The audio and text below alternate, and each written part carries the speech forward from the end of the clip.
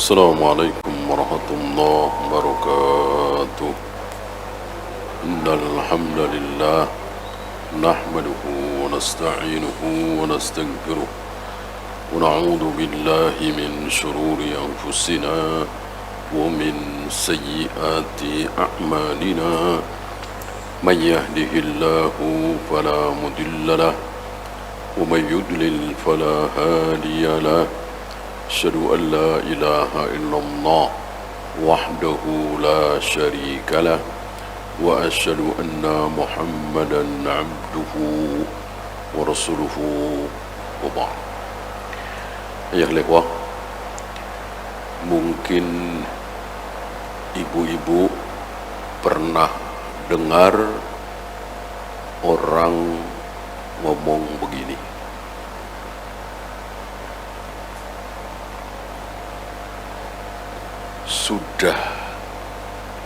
sudah tahu istrinya hamil tua, sebentar lagi akan melahirkan,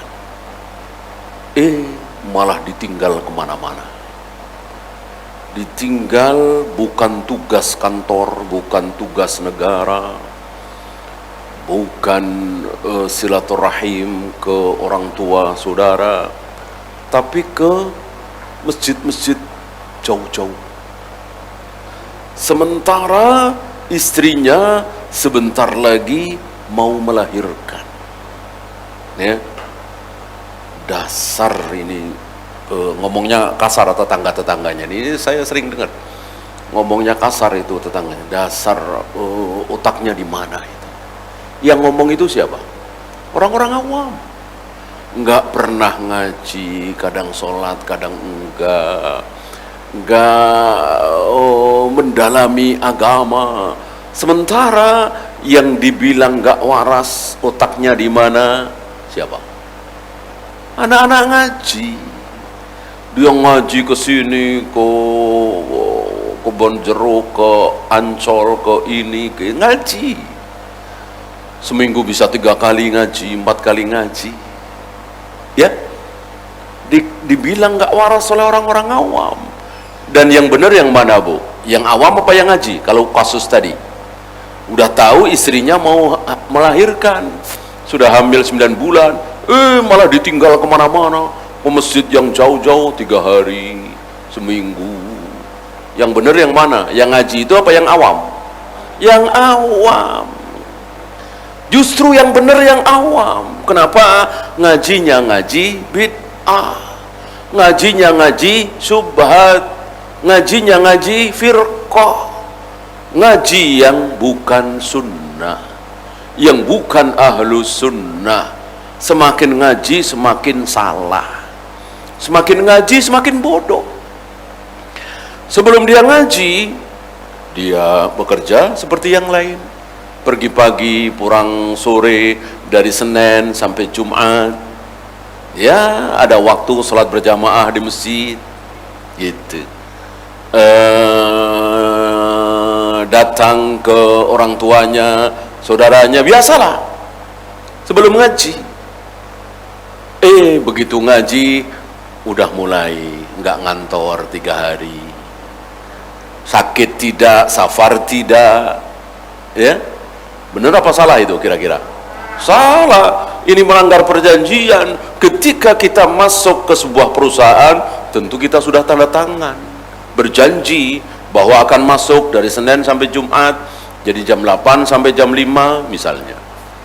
Ketika jam setengah 5 kita keluar dari kantor dengan alasan ngaji, boleh apa tidak, Bu? Nggak boleh. Sudah perjanjian, kalau mau izin, potong gaji, dan seterusnya. Perjanjian itu harus ditaati. Seorang muslim itu tidak boleh ingkar janji. Nah, ini kira-kira ya, ngaji tapi makin bodoh, ngaji tapi makin salah. Ya, ibu tahulah orang 15 tahun terakhir ini kan ada ngebom sana, ngebom sini, bom Bali, bom Marriott, bom BEC. Itu gara-gara apa coba kalau ibu tahu? Gara-gara ngaji. Gara-gara ngaji, dia bohongi sama ustadznya, dibohongi sama gurunya, sementara dia awam. Mau masuk surga? Ya siapa yang nggak mau masuk surga? Buka surat sekian ayat sekian, surat sekian ayat sekian, mati syahid, pahalanya begini, begini, begini. Dibohongi sama ustadznya. Mungkin ustadznya juga dibohong lagi sama ustadznya lagi. Pemahaman yang keliru, pemahaman yang dangkal. Bukan pemahaman para ulama, bukan pemahaman Imam Bukhari. Pemahaman Imam Bukhari jelas. Ada bab khusus di bab Bukhari itu, ada judul khusus, Al-Jihadu ma'al imam adiluhum wa fajiruhum. Bahwa jihad itu harus bersama, jihad itu harus bersama pemimpin. Harus atas perintah presiden atau perdana menteri atau raja atau khalifah, amirul mukminin. Tidak boleh sendiri-sendiri seperti jihadnya Khawarij tadi. Nggak ada yang nyuruh, nggak ada yang memimpin, tiba-tiba atas nama jihad dia bunuh orang-orang Australia, orang-orang Amerika yang sedang makan di hotel, ya, di Bali, di Jiwi Mario dan seterusnya. Ini bukan jihad, ini konyol. Dan itu tidak bermanfaat bagi kaum muslimin sedikit pun. Yang ada justru bahaya. Bahaya, dan jelas mereka bukan syahid, mereka bunuh diri. Betul-betul mereka bunuh diri. Nggak ada jihad seperti itu dalam Islam. Jihad itu betul-betul dalam Islam itu apa istilah kita ya? Oh, gentleman lah, ayo perang di sini. Sebagaimana dicontohkan oleh Nabi sallallahu alaihi wasallam. Nabi menunggu pasukan Romawi yang dipimpin oleh Heraklius itu, ditunggu oleh Nabi di sebuah tempat yang bernama Tabuk. Tabuk ini sudah dekat sekali dengan negerinya Romawi. Di Tabuk itu Nabi sudah sampai ke Tabuk bersama para sahabat, nantang Heraklius. 20 hari kira-kira Nabi di Tabuk menunggu kedatangan pasukan Heraklius. Pasukan Heraklius tidak berani datang. Begitu jihad, berani, betul-betul laki-laki, gentleman. Bukan orang sedang makan, orang sedang enak-enak di restoran diserang. Siapapun bisa, pasti menang lah. Udah begitu caranya bunuh diri lagi. Jihad bukan seperti itu. Jihad tantang gitu. Dan sekali lagi harus presiden. Presiden itu minimal ya, maksimalnya khalifah, amirul mukminin, pemimpin tertinggi di seluruh dunia Islam yang sekarang sedang tidak ada. Oleh karena itu di bawah presiden nggak boleh, nggak boleh. Misalnya gubernur Papua menyatakan jihad dengan OPM, ya nggak boleh, harus presiden. Sesuai sama dengan undang-undang di negeri kita. Yang berhak mengumumkan perang dengan negara lain adalah presiden. Insya Allah ada di undang-undang seperti itu, ya kan? Sama dengan apa yang di dalam Al-Quran dan Sunnah. Yang berhak menyatakan perang, jihad adalah pemimpin kaum muslimin. Seperti presiden ini kan pemimpin kaum muslimin di Indonesia. Ya. Hanya di Indonesia bukan hanya kaum muslimin, tapi juga ada orang-orang kafir. Tetapi secara sah, presiden kita dari mulai Soekarno, Soeharto, Habibie sampai sekarang ini, ya pemimpin kita. Pemimpin kita kaum muslimin. Kita wajib taat kepada beliau. Tidak boleh menjelek-jelekkan beliau, tidak boleh menyebarkan aib beliau, dan seterusnya. Dilarang oleh Nabi sallallahu alaihi wasallam. La yambaghi li ahadim ayyudilla nafsahu. Tidak boleh seorang muslim menjelek-jelekkan dirinya sendiri. Para sahabat bertanya, apa ada muslim yang menjelek-jelekkan dirinya sendiri ya Rasul? Nabi menjawab, ada. Yaitu seorang muslim yang menjelek-jelekkan siapa? Yang menjelek-jelekkan penguasanya. Yang menjelek-jelekkan presidennya, perdana menterinya, rajanya, khalifahnya. Misalnya seorang muslim Malaysia, dia menjelek-jelekkan perdana menteri Malaysia, itu sedang menjelek-jelekkan dirinya sendiri. Misalnya seorang muslim di Saudi, dia menjelek-jelekkan Raja Salman atau MBS, berarti dia sedang menjelek-jelekkan dirinya sendiri. Kenapa? Kenapa? Karena tidak mungkin kita diberi pemimpin yang jelek, nggak mungkin. Kalau bukan rakyatnya dulu yang jelek, tidak mungkin kita akan diberi pemimpin yang baik, nggak mungkin. Kalau bukan rakyatnya dulu yang baik. Jadi ketika rakyat itu mayoritas baik, insya Allah pemimpinnya akan baik. Ketika rakyatnya itu buruk, maka otomatis pemimpinnya juga akan buruk. Yang seperti pembahasan waktu itu ya. Kenapa Presiden Amerika dari yang pertama, kedua, ketiga, keempat sampai sekarang Nasrani semua? Kenapa? Iya, karena mayoritas rakyatnya Nasrani. Maka belum pernah kita dengar Presiden Amerika itu Hindu atau Buddha atau Muslim, gitu ya. Nah, sama dengan di negeri kita. Kenapa presiden di negeri kita dari Soekarno, Soeharto, Habibie sampai hari ini Muslim semua? Karena mayoritas rakyatnya Muslim. Kenapa presiden kita Muslimnya seperti itu?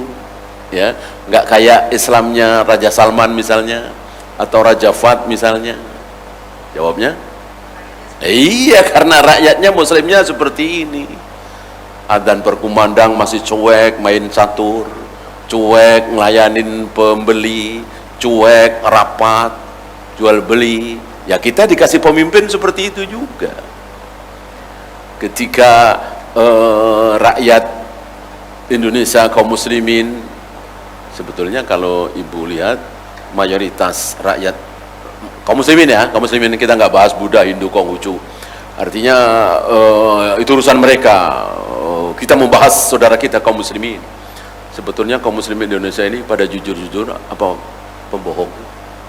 Udah jujur aja apa terus terang aja dah,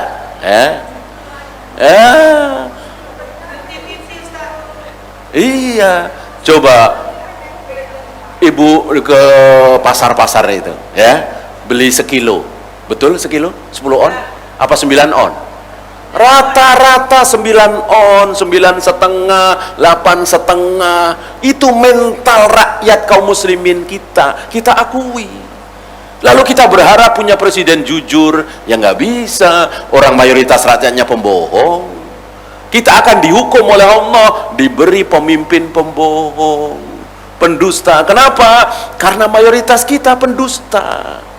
Mayoritasnya nggak jujur. Itu di mana-mana, lihat di pasar-pasar. Ya, jarang sekali penjual kaum muslimin itu yang tanpa pengasihan, tanpa dukun, tanpa ini. Itu mayoritas. Ya, ibu jangan melihat yang ngaji. Yang ngaji berapa persen sih? Paling 0,001%. Itu yang di pasar-pasar semuanya mayoritas muslim.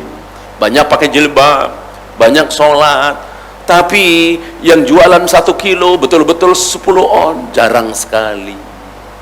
Kebanyakan cuma 9 on, 8,5 on, 9,5 on. Itu mayoritas.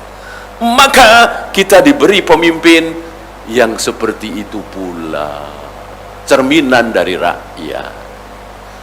Ketika rakyat masih cuek dengan azan, ya kita diberi pemimpin seperti itu juga. Oleh karena itu ketika Ali bin Abi Thalib ditanya, wahai Amirul Mukminin Ali bin Abi Thalib, kenapa kepemimpinan Anda tidak sebaik kepemimpinan Abu Bakar dan Umar? Maka Ali dengan enteng menjawab, kalau kalian ingin punya pemimpin khalifah sebaik Abu Bakar dan Umar, mudah sekali, sangat mudah sekali. Gimana? Kun rijala Abi Bakrin wa Umar. Jadilah kalian rakyat seperti rakyat-rakyat di zaman Abu Bakar dan Umar. Jadilah kalian rakyat seperti rakyat-rakyat di zaman Abu Bakar dan Umar. Kenapa Allah memilihkan Abu Bakar dan Umar, manusia termulia di muka bumi ini setelah para nabi dan rasul? Karena rakyatnya adalah Utsman, Ali, Zubair, Talha, Abdurrahman bin Auf, Abu Hurairah, dan seterusnya. Nah, karena hari ini yang menjadi rakyat adalah orang-orang seperti kalian, ya Allah pilihkan aku, orang yang tidak sebaik Abu Bakar dan Umar. Itu zaman Ali bin Abi Thalib, masih sahabat, banyak tabi'in, apalagi hari ini. Apalagi hari ini. Maka jika hari ini kita ingin punya pemimpin seperti Harun Ar-Rasyid misalnya, seperti Umar bin Abdul Aziz misalnya, apalagi seperti Umar bin Khattab, maka kita sedang bermimpi, sedang berhayal. Ya nggak mungkin terwujud. Ya sudah, kita akui saja. Memang kita seperti ini, ya pemimpinnya seperti itu. Mau direkayasa kayak apa, nggak mungkin pemimpin itu baik kalau kita sebagai rakyat tidak baik, ya. Dan sekali lagi, banyak saudara kita orang awam faham itu, sementara beberapa yang ngaji malah tidak faham. Nah, sampai kira-kira jam 3 nanti insya Allah kita akan bahas ini, ya. Yang nggak ngaji faham, yang ngaji malah nggak faham. Semakin ngaji semakin salah, semakin ngaji semakin bodoh, karena ngajinya bukan sunnah, bukan salaf, ya.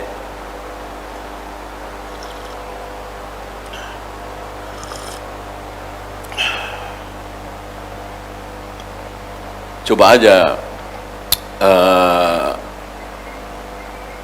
ibu tanyakan kepada orang-orang awam, ya, termasuk ibu dulu waktu belum ngaji, gitu ya.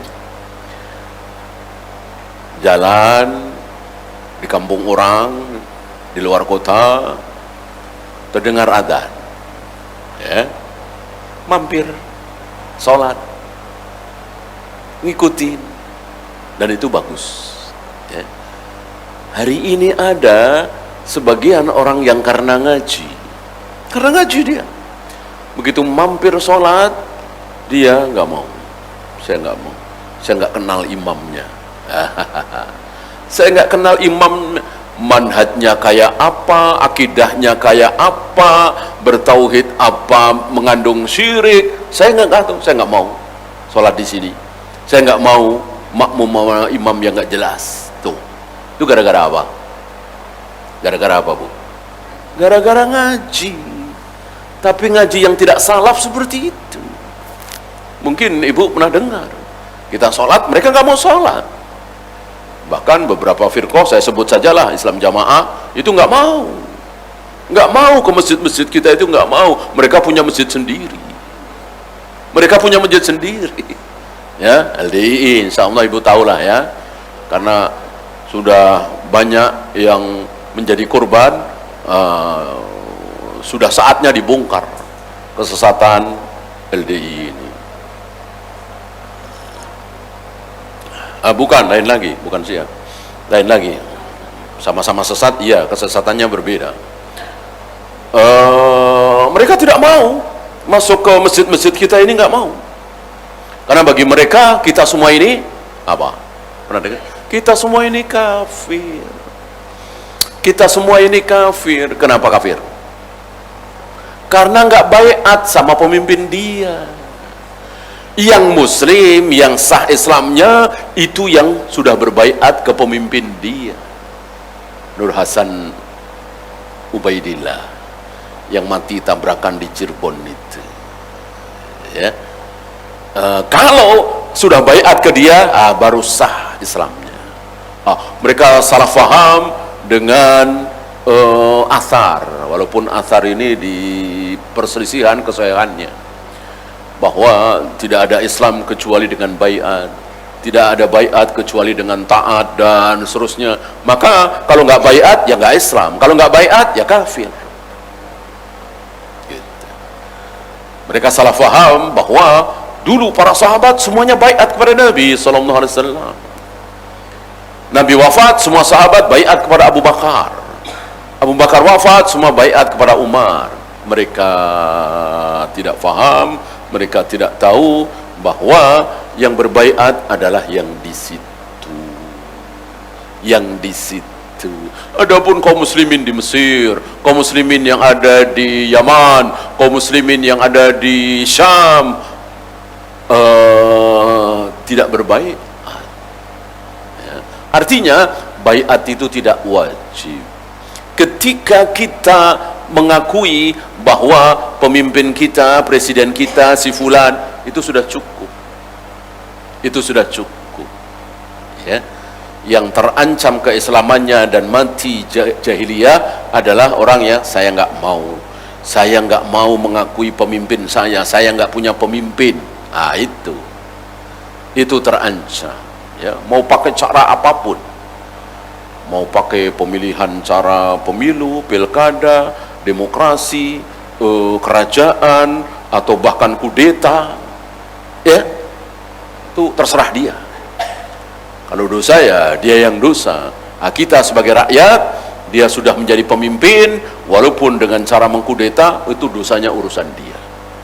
Kita siap taat, gitu ya. Justru kalau rakyat ikut-ikutan, nggak sah nih, presiden ini nggak sah nih, karena pakai kudeta, kita lawan, banjir darah, rugi. Hancur-hancuran, kebakaran di mana-mana, kerusakan di mana-mana, rugi kan? Ekonomi merosot, rupiah merosot, pasti itu. Oleh karena itu rakyat yang cerdas udah biarin aja berebut, gitu ya. Itu baru rakyat yang cerdas. Siapa yang menang, ya sudah, kami siap mentaati. Ya, seperti misalnya ada seorang jenderal membunuh presiden kita. Jelas ini dosa besar, ya kan? Dosa besar. Lalu tiba-tiba jenderal ini mengatakan, mulai hari ini akulah pemimpin di Indonesia ini. Bukan cuman presiden, tapi raja. Akulah raja di Indonesia ini, ya. Dan dia muslim, misalnya, ya. Dosa besar dia membunuh kok. Kita sebagai rakyat berontak, ngelawan, apa? Taat. Kalau kita ngelawan, berontak, tadi banjir darah, kerusuhan di mana-mana, ekonomi merosot, rupiah merosot, ya udah taat. Urusan dia, urusan dengan Allah, gitu ya.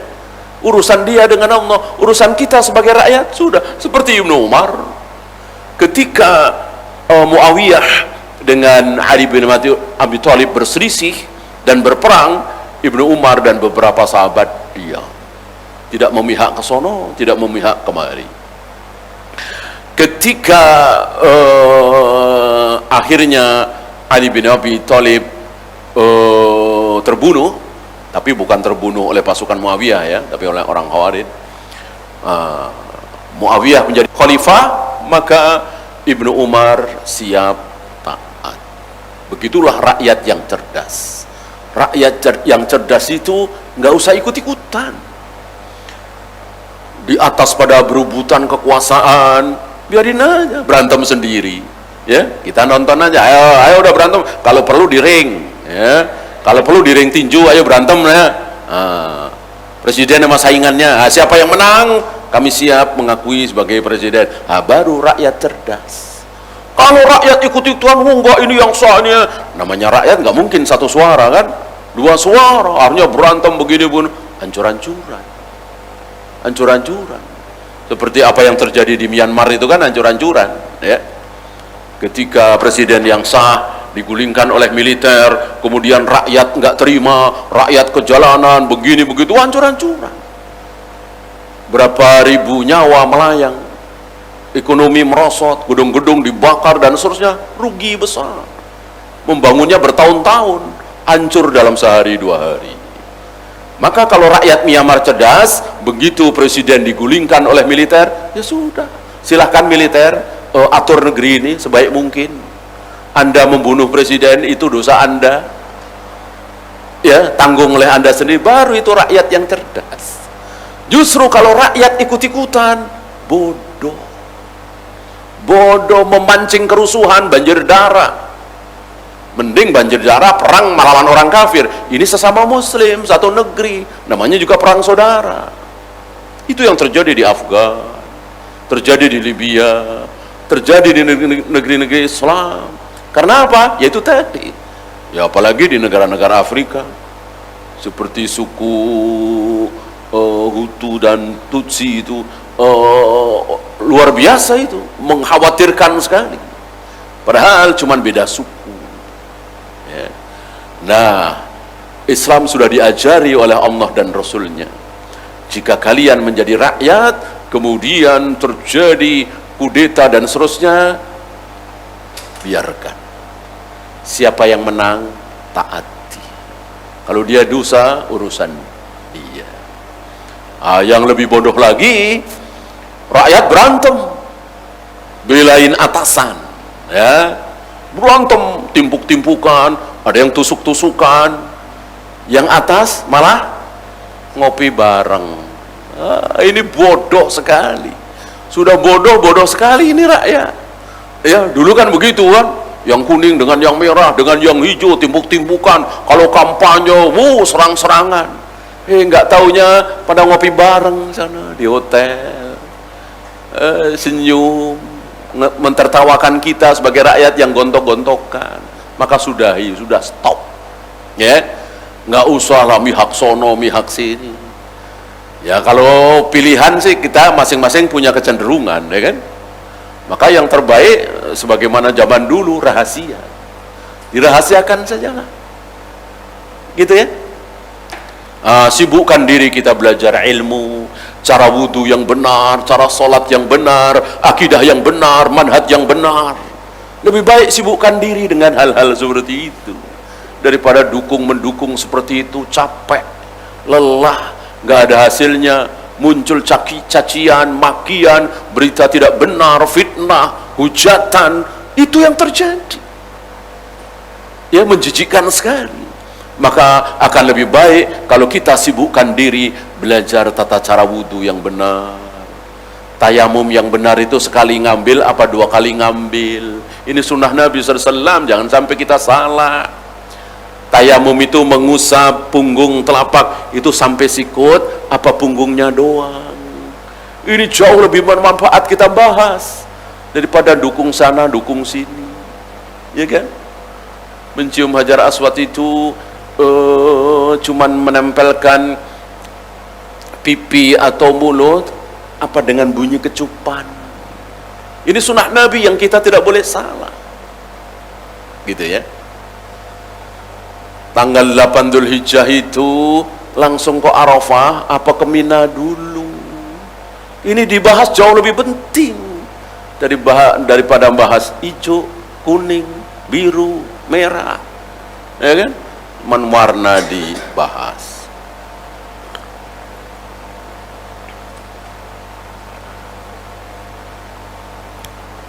Ya, kita lanjutkan dengan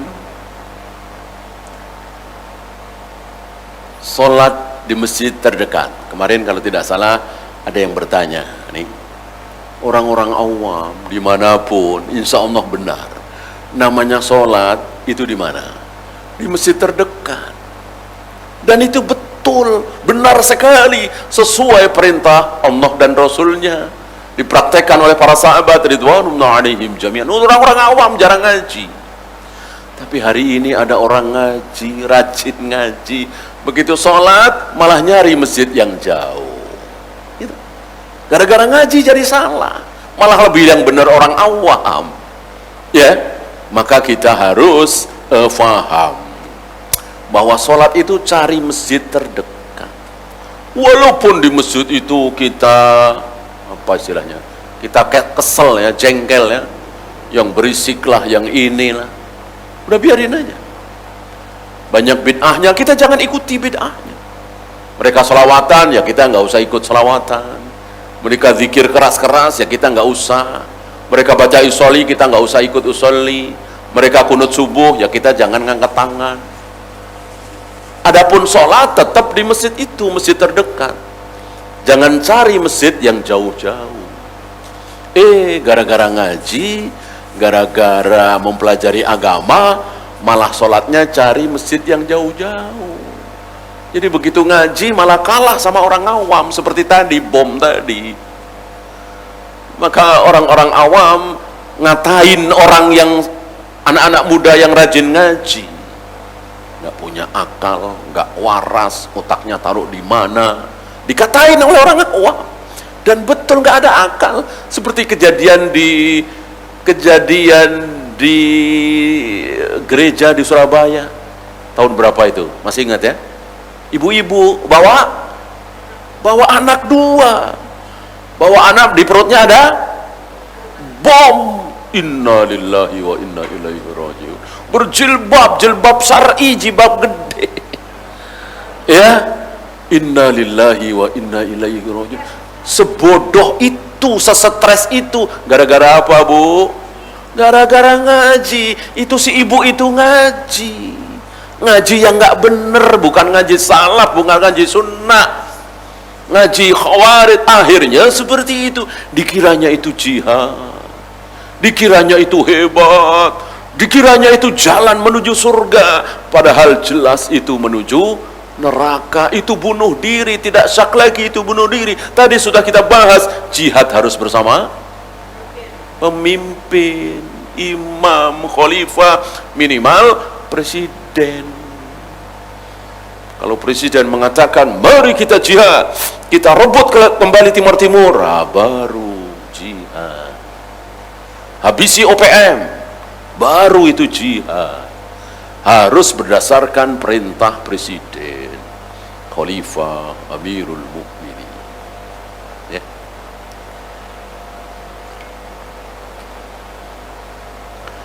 Maka jangan sampai kita kalah sama orang-orang awam. Carilah masjid terdekat. Ya, jangan cari masjid yang jauh-jauh. Biarin, mau pakai usolli, mau berisik, mau selawatan, biarin. Yang penting kita tidak ikut-ikutan. Dan satu lagi, kita tidak dilarang. Insya Allah nggak dilarang ya. Kecuali diusir-usir sampai masjid itu kita dicubitin, ya janganlah. Ngapain ya kan? Kan nggak dilarang. Kita nggak dilarang, nggak diusir-usir ya kan? Ya paling di sini-sini, biarin aja itu mah, ya kan? Itu. Kemudian al-awamu qa'iduna 'anil fitnah. Kalau ada fitnah, aliran sesat yang aneh-aneh, orang awam itu biasanya diem. Ya, nggak ikut-ikutan, dan itu bagus kan, dan itu sesuai dengan pesan Nabi SAW. Satakunu fitan, kata Nabi, kelak akan muncul fitan. Fitan jamak dari fitnah. Fitnah ya, aliran-aliran sesat. Ya. Al-qa'idu fiha khairum minal qa'id. Orang yang duduk-duduk saja terhadap fitnah itu, dia lebih baik daripada yang berdiri. Wal qa'idu fiha khairum minal mashi. Yang berdiri terhadap fitnah itu, menyambut fitnah itu dengan cara berdiri, lebih baik daripada yang berjalan, nyamperin fitnah itu dengan berjalan. Wal mashi fiha khairum minas sa'i. Yang berjalan menghampiri fitnah itu masih lebih baik daripada yang berlari menghampiri fitnah itu. Artinya apa? Kalau muncul fitnah, aliran sesat, pendapat-pendapat keliru sesat, yang terbaik kita duduk. Yang terbaik kita cuek. Jangan dengerin, tutup mata, tutup telinga. Ya. Oleh karena itu kata Nabi, jika kelak kalian mendengar Dajjal muncul di barat, maka larilah ke timur. Itu. Jika kelak kalian mendengar Dajjal muncul di timur, larilah ke barat. Jika kalian mendengar Dajjal muncul di selatan, larilah ke utara, dan seterusnya. Intinya Dajjal harus dijauhi. Jangan disamperin. Kayak apa sih Dajjal? Penasaran kayak apa mukanya? Benar nggak seperti yang disabdakan oleh Nabi? Ya, matanya buta sebelah, ada tulisan kafar di dahinya, rambutnya keriting, begini. Nggak perlu penasaran. Ya, ketika kita yakin tahu bahwa itu sebuah kesesatan, jauhi sejauh-jauhnya. Jangan penasaran. Kita suka penasaran, pengen tahu nih sesatnya di mana. Kata orang-orang katanya dia sesat nih. Nah, kata guru saya dia sesat nih. Sesatnya mana ya? Nggak usah. Kalau ibu sudah sikoh dengan seseorang, jangan dengerin dia kalau ceramah sesat. Ya udah jangan dengerin. Ya, jangan penasaran. Kecuali ibu nggak sikoh sama dia, cuman temen doang. Jangan dengerin dia. Ah, itu siapa sih? Gitu. Kalau ibu sudah sikoh sama dia, sudah. Ya. Waktu itu berharga. Maka kita hargai waktu. Jangan buang-buang waktu. Itu kan buang-buang waktu. Iseng-iseng kan namanya buang waktu. Apalagi berbahaya.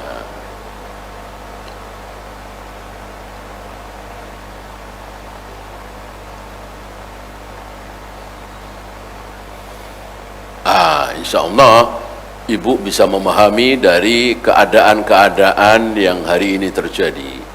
Kalau memang itu fitnah, kalau memang itu godaan, maka jauhi sejauh-jauhnya. Ya. Ketika ini contoh bagi laki-laki ya, ketika seorang laki-laki melihat sekelebat selendang perempuan atau ujung jilbab perempuan atau ujung pakaian perempuan itu sedang lewat, tiba-tiba seorang laki-laki, saya misalnya melihat ujung jilbabnya sekelebat, ya. Kata Nabi, segeralah cepat-cepat menundukkan pandangan, gitu. Bukan malah diikutin. Oh, itu ujung jilbabnya. Tengah jilbabnya mana? Ntar ke wajahnya, ntar ke badannya. Ini langkah-langkah setan seperti itu. Setan itu pelan. Ya. Dan kita jangan sombong. Saya ngaji sudah belasan tahun, saya nyantri sudah 16 tahun. Mosok si tergoda sama setan, sama iblis, itu sombong. Ya. Mungkin ibu belum dengar ya, saya sudah dengar. Itu SMA kelas 1, kelas 2, yang satunya kelas 3. Itu sering ketemu dalam apa? Tahfidz Al-Quran. Dua-duanya santri dan santriwati. Ya, bergelut dengan Al-Quran, tahfidz, ya. Kalau nggak salah belum sampai 30 juz sih, mungkin 20 juz, 25 juz gitu, tingkatan situ. Nah, ini sering ketemu dalam rangka berlomba itu, tukar pikiran, begini, begitu. Terus orang tuanya kurang perhatian, akhirnya boncengan segala macam, terjadilah apa yang terjadi. Itu akrab dengan Al-Quran. Maka jangan kita menganggap sepele. Iblis, setan lebih pintar dari kita semua. Iblis, setan tiap hari kerjaannya apa, Bu? Ada petani, ada pedagang, ada buruh pabrik, nggak ada. Iblis tiap hari kerjanya menggoda kita, menipu kita, nggak ada kerjaan lain. Gimana nggak pinter, gimana nggak canggih? Sementara umurnya udah berapa iblis? Ribuan, bukan ratusan. Ya, iblis belum lahir, Adam Hawa belum lahir, belum diciptakan, iblis sudah ada, sudah hidup di surga. Iblis itu satu individu, ya, bukan kelompok, bukan golongan. Yang golongan apa? Jin itu kelompok jin, kelompok malaikat, kelompok manusia. Nah, kalau iblis itu satu, sama dengan Jibril itu satu malaikat, sama dengan Adam seorang manusia, gitu ya. Sampai hari ini masih hidup. Berapa ribu tahun kerjaannya cuma nipu manusia, goda manusia. Gimana nggak canggih, gimana nggak pintar. Sementara kita ya sekolah, ya kuliah, ya kerja, ya ini, ya itu. Tidak cuman ngaji terus gimana caranya menanggulangi godaan iblis. Gimana mau menang? Gimana mau menang? Maka sedikit sekali yang menang melawan iblis, sedikit sekali. Oleh karena itu, setiap 1000 manusia, ini hadis sahih riwayat Imam Muslim, setiap 1000 manusia yang masuk neraka berapa? Masih ingat? Setiap 1000 manusia yang masuk neraka berapa? 999. Setiap 1000 manusia yang ketipu oleh iblis 999. Hanya satu yang masuk surga yang tidak ketipu oleh iblis.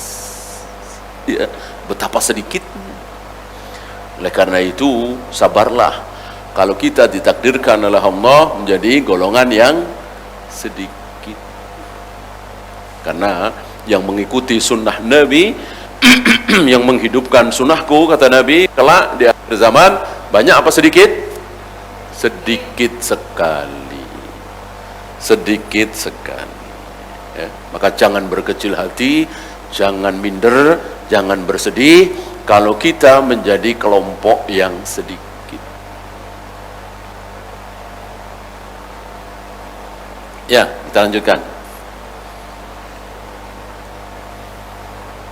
As-sam'u wa ta'atu li waliyil amr. Nah, ini dia. Orang-orang awam yang apalagi dia tidak sekolah tinggi-tinggi gitu ya, awam mungkin lulusan SMP, SMA, dia jadi pedagang, dia petani, dia buruh pabrik, satpam. Itu umumnya mereka taat kepada penguasa apa tidak taat? Taat. Dan itu betul kan? Itu betul. Sementara banyak dari kita yang ngaji belajar kepada salaf, bukan ahlus sunnah, justru mencaci penguasa, menjelek-jelekkan pemimpin, tidak taat. Termasuk yang pada kuliah itu, yang dosen-dosen itu mengkritik pemimpin di depan umum, boleh nggak Bu? Nggak boleh. Mengkritik, menasehati boleh, tapi tidak boleh di depan umum. Ini banyak paham. Itu dosen-dosen, rektor-rektor, orang-orang pinter itu berani mengkritik penguasa di depan umum. Padahal kata Nabi, kalau mau menasehati penguasa, presiden, perdana menteri, raja, khalifah, amirul mukminin, pegang tangannya, pegang tangan khalifah itu atau presiden itu, kemudian ajak ke tempat sepi, lalu nasihati berdua, begini, kata. Itu kalau mau menasihati. Jangan di televisi, di radio, di internet, di Bundaran HI, di Sudirman, di Tamrin, di mimbar-mimbar Jumat, tidak boleh, haram. Kata siapa? Kata Nabi SAW. Ini orang-orang pintar, orang-orang ngaji, nggak faham sabda Nabi SAW.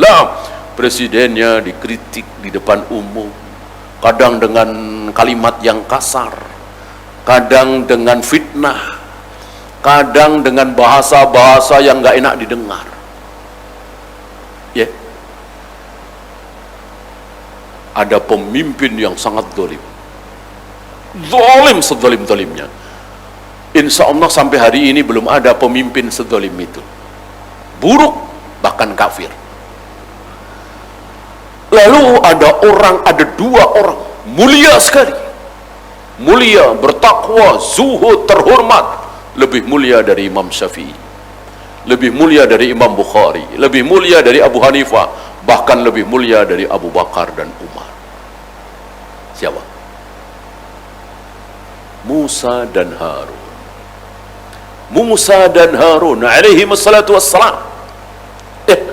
Ketika Allah menyuruh Musa dan Harun untuk menasehati pemimpin yang zalim itu. Siapa bu? Fir'aun laknatullah alaihi. Jelas kekal di neraka selama-lamanya.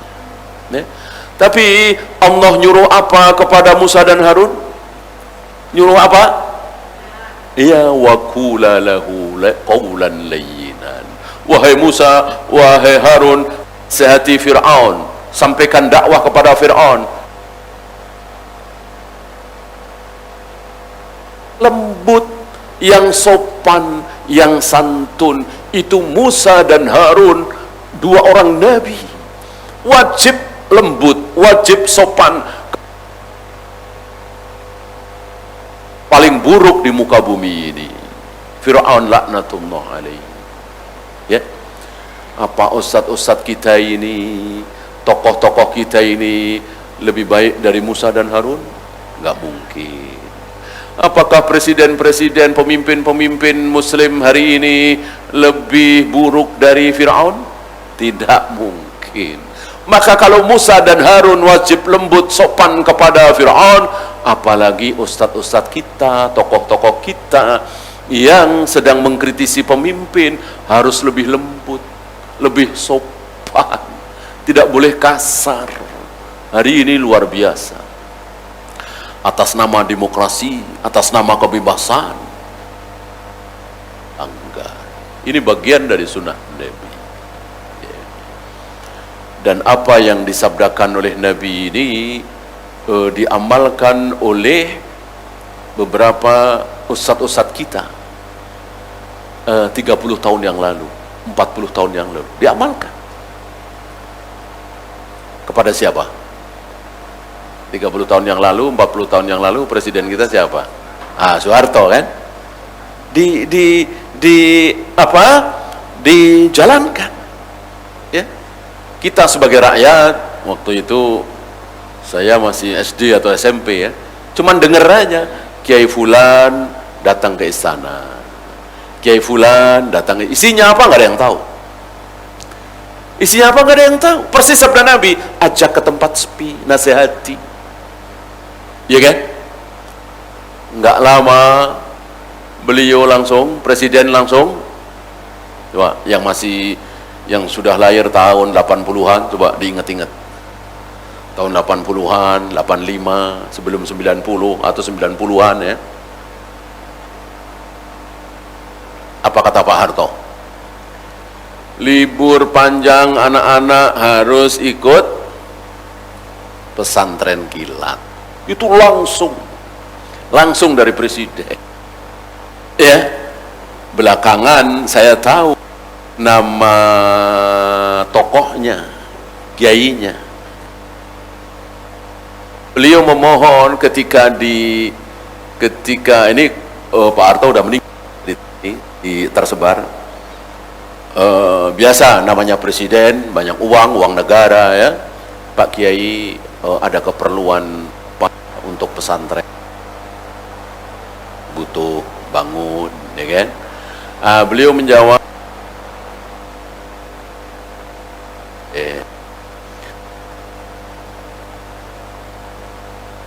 nak sekolah semuanya bisa baca Al-Quran. Kami cuman pengen itu Pak Presiden. Betul.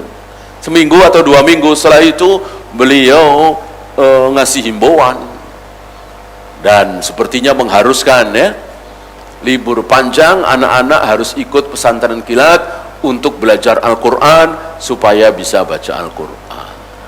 Ya, nggak selang lama kemudian beliau pergi haji. Tadinya berapa tahun jadi presiden nggak pergi haji. Ya, pulang dari situ namanya berubah menjadi Taman Muhammad Soeharto, ya kan? Itu tahun 90-an. Tahun 80-an, kalau ibu masih ingat, ada apa?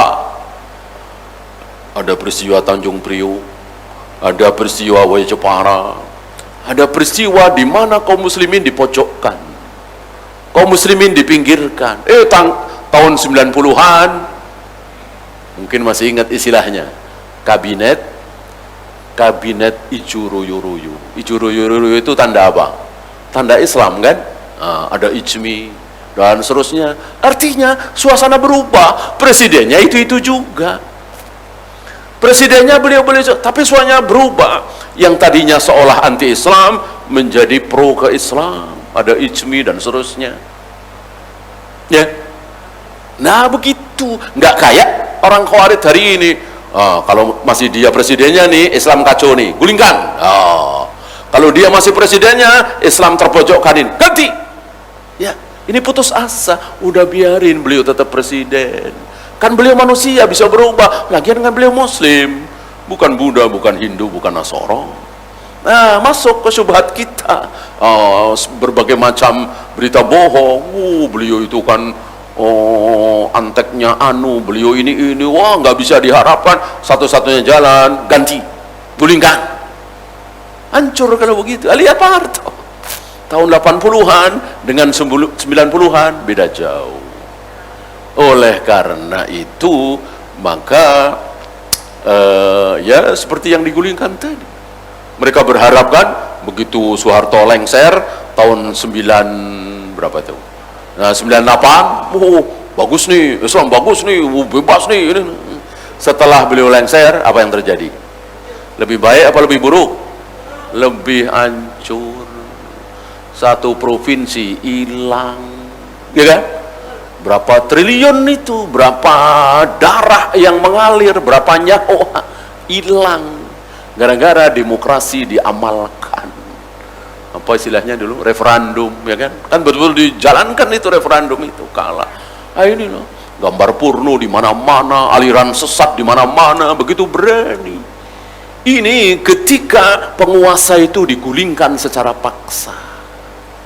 Seandainya para mahasiswa tahun 98 itu faham sunnah Nabi, tidak mengepung istana, tidak mengepung DPR, MPR, sabar ketika dolar semakin naik, rupiah semakin merosot, sabar, mari kita hadapi bersama, barangkali tidak seperti yang terjadi seperti sekarang ini.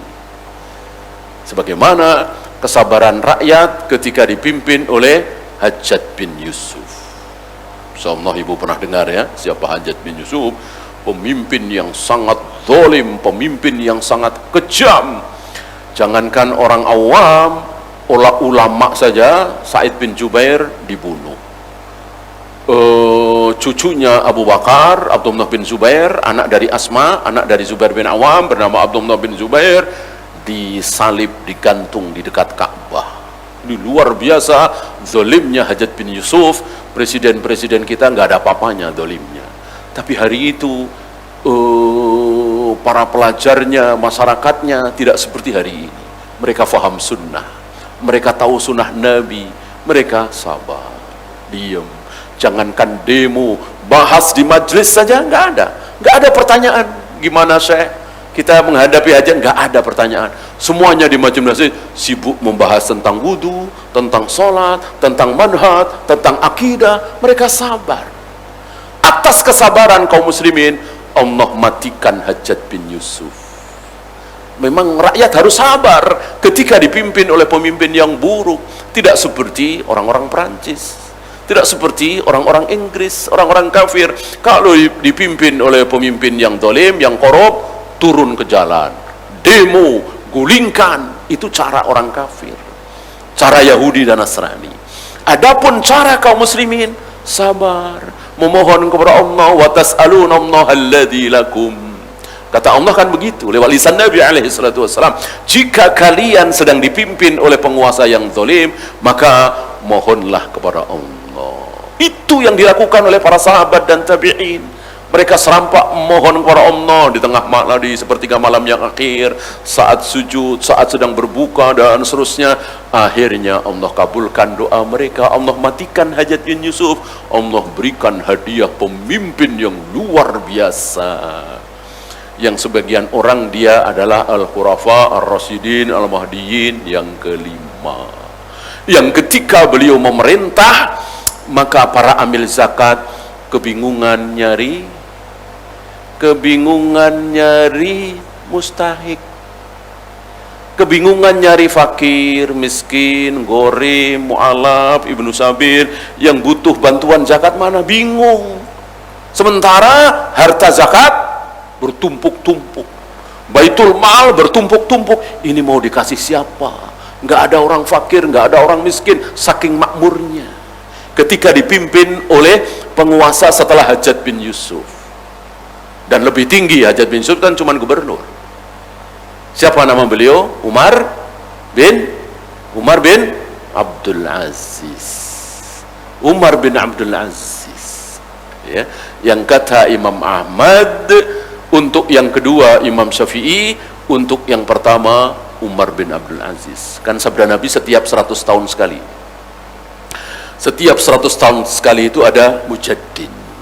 Nah, mujaddid pertama adalah Umar bin Abdul Aziz. Mujaddid kedua 100 tahun berikutnya Al-Imam Syafi'i. Ini ucapan dari Al-Imam Ahmad bin Hanbal. Nah, begitu pakai ilmu. Mahasiswa kita 98 nggak pakai ilmu sunnah, pakai ilmunya Plato semua, pakai ilmunya revolusi Prancis. Ya, revolusi Prancis kan begitu kan, demo. Tidak pakai ilmunya Rasulullah SAW, maka terjadilah apa yang terjadi. Tapi negeri kita masih mending waktu itu ya, karena Pak Harto mau ngalah, lengser, ya akhirnya tidak banjir darah. Ya, coba kalau beliau nggak mau lengser, ya mungkin seperti Libya, seperti di Mesir, seperti di Afgan, seperti di Syria, banjir darah. Ya, di Libya kan dahsyat sekali. Siapa pemimpin Libya waktu itu? Muammar Gaddafi. Diapain? Dibunuh oleh rakyatnya sendiri. Inna lillahi wa inna ilaihi. Sekarang yang pada bunuh, yang pada demo Muammar Gaddafi sekarang lagi ngapain? Lagi pada nyesel. Lagi pada nyesel, senyesal-nyeselnya. Dan memang begitulah sabda Nabi, ketika seorang penguasa digulingkan secara paksa, habis itu pasti akan terjadi keburukan. Pas Muammar Gaddafi dikejar-kejar, itu beberapa masyayikh di Mekah Madinah mengatakan, sekarang mereka sepakat untuk menggulingkan dan membunuh Muammar Gaddafi. Setelah terbunuh, mereka tidak akan sepakat siapa penggantinya, dan mereka akan berebut, mereka akan berantem. Dan betul, sampai luar biasa rakyat itu menderita. Ya, istilah kita nggak sempat nanem, nggak sempat jualan, ribut terus. Ribut muslim melawan kafir, jihad mending. Ini muslim dengan muslim, sesama muslim. Gara-gara apa? Gara-gara tidak faham sunnah. Wallahu a'lam. Ya, itu saja. Ada pertanyaan? Silakan.